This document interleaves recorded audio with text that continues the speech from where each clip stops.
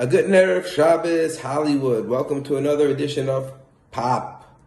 So in this week's parsha, we have the Makkos.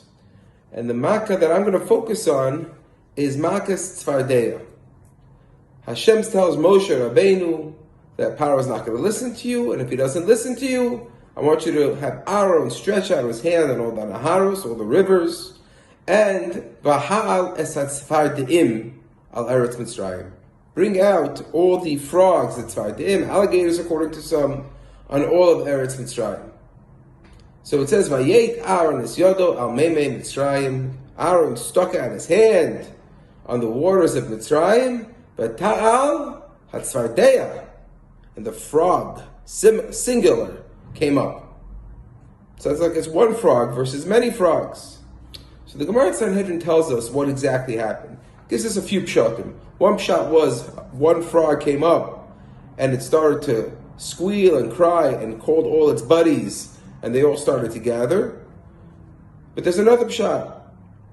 The second pshat in the Gemara is one frog came up and then the Egyptians started to hit the frog to try to kill it. And every time they hit the frog, guess what happened? It split. Hit it again, split. Hit it again, split again, until the whole land was loaded with frogs.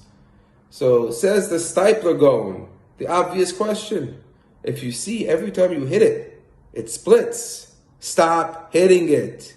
If you stop hitting it, it won't split anymore, and you'll deal with what's in front of you. So answers the Stipler, this is the root of kas, of anger.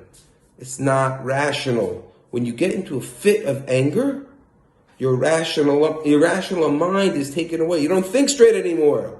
So they couldn't think that way. If you would take a step back and think, what would be the proper move in this situation? You would tell yourself, okay, let me stop hitting it.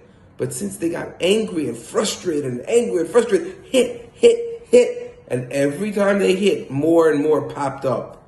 So we have to take a lesson from this. Sometimes we get frustrated. We get angry. We get fed up. And we start to just lose it. Every one of us, I don't care who you are, every one of us has moments like this. The key is take a breath, take a step back, especially when it comes to our spouses and our children.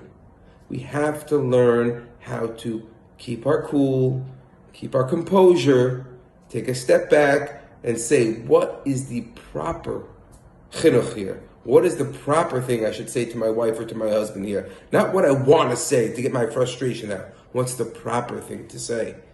They say a story with Rabbi Akiva Eger, the great Gaon Rabbi Akiva Eger, the Achron, that he had a son, Rabbi Shlomo Eger. So one time out of nowhere, Rabbi Akiva Eger took Rabbi Shlomo Eger's hand and gave a little patch, gave a little hit. Rabbi Shlomo Eger looked at him and says, why did Tati do that? Why did you do that? He said, that was for what you did last week. So he looked, last week? He says, yes, last week. But I didn't want to react then because it would have been out of anger and frustration. I wanted to make sure in my mind that this was the proper thing to do as a cause for what you did. That's thinking. Not that we should necessarily hit somebody. But thinking means taking a step back and not letting our anger and frustration overtake us. Good Shabbos, and we'll see everybody in shul tomorrow. Good Shabbos.